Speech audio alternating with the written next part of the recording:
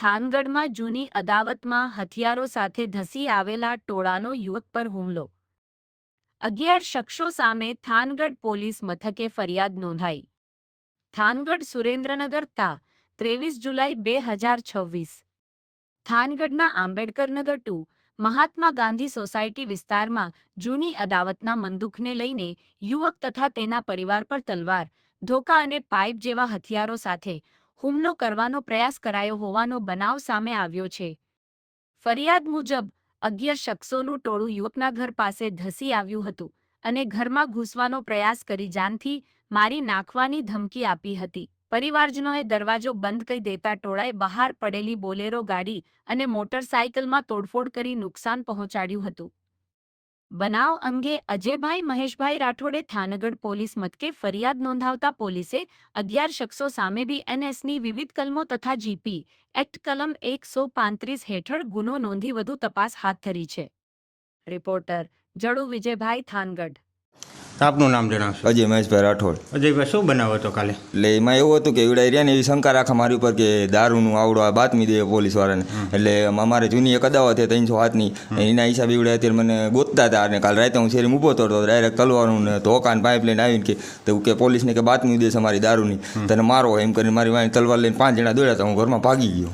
પછી તમે FIR કરાવી નાખી? હા, મેં FIR તરત જ તાત્કાલિક 112માં ફોન કર્યો અને 112 આવી. પછી ને બધા તો ત્યાં વયા ગયા હતા એવડે બધા. પછી મને લઈ ગયા પોલીસ સ્ટેશન, મેં FIR કરી નાખી. Okay, thank you.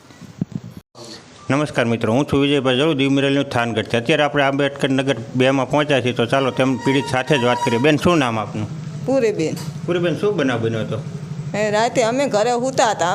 હું તો ગઈ નથી. રાતે અહીંયા કન છોકરા બધા ઊભા હતા, મસ્કરી કરતા હતા એકાબીજા. અમે હાથમાં આવી ગયા. એમાં ઓલો એ લોઢણ રહ્યો ને, રોઢણ એ અમારા નાના છોકરાને કે ઉભા રહ્યો તમારા કે બાજુ છે. તેમાં નાનો છોકરો કે આ હેલાવો, તો બધા એ તલવાર લઈને ધોળ્યા. એ મારો છોકરો રહ્યો ને નાનો, દોડીને મારા કાકાના છોકરાને ઘરમાં કરી ગયો. તો અહીંયા આવીને બધાએ માર્યો. કેટલા જણા હતા? કેટલા 5 જણા એ ધોળ્યા હતા. તો 20-15 જણા. એમાં 5 જણા ધોળ્યા. હથિયાર શું શું હારે હતા? પાઇપ અને તલવારું. સારું, સરી. હા, ચાકા.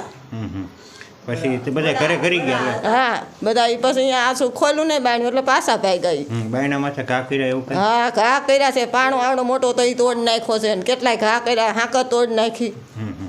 ઈસ્ટાપડી એક ઈસ્ટાપડી તોડ નાખી.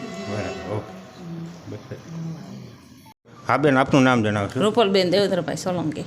રૂપલબેન, શું બનાવ બન્યો હતો કાલે? એટલે કાલે અમે એમ તો અમે બધા સુઈ ગયા હતા, પણ અચાનક જ દેખાડો થવા માંડ્યો. એટલે અમે બહાર નીકળ્યા, ઘરવાળા અમારા બહાર નીકળ્યા. એટલે સીધા જેવડા 35 જણા હતા, તલવારો ને એ બધું હાથમાં હતું. પછી અમે દરવાજો મેં બંધ કરી દીધો. એટલે એ લોકો પાણા અને ઈટું ને એવું બધું ઘાત કરવા માંડ્યા સીધા. હા, સીધા જ ઘાત કરવા માંડ્યા. પછી અમે અમે છોકરીને ફોન કર્યો, નાની છોકરીને ફોન કર્યો. એટલે 112માં ફોન કર્યો.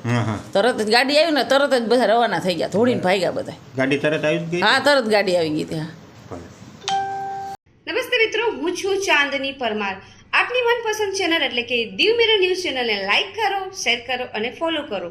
અને હા, તેમાં દરરોજ તાજા સમાચાર જોવાનું ભૂલશો નહીં. નમસ્કાર દર્શક મિત્રો, હું છું પાયલ બામભણિયા. આજના મુખ્ય સમાચાર, દેશ વિદેશ, ગુજરાત રાજ્યના તાજા બ્રેકિંગ સમાચાર નિહાળો દીવ મિરર ન્યૂઝ ચેનલ પર દરરોજ રેગ્યુલર.